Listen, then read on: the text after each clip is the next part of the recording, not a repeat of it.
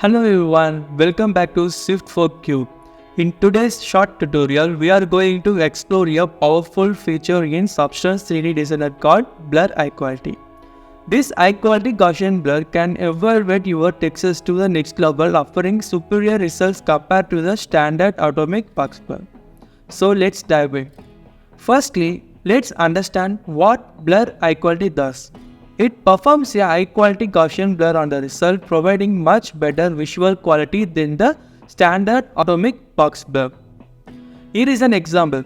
In first output, you can observe the result of a standard atomic box blur, which averages the values of pixel over a set distance, creating a fuzzy and unsharp appearance. It's a quick and basic blurring operation.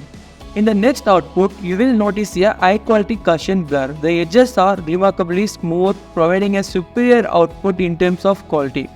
In situations where quality is prioritized over performance, Blur High Quality is a better choice. Whether you are working with color inputs or grayscale inputs, there is a specific version for each. Blur High Quality for color and Blur High Quality Grayscale for grayscale. Here are the two main parameters you will be working with: intensity and quality. Intensity, this controls the strength or radius of the blur, and quality parameter allows you to adjust the internal sampling amount, and higher values enhance the quality but may slow down the computation speed. Find the right balance for your project. If you found this tutorial helpful, and don't forget to like, share and subscribe for more Substance 3D tips.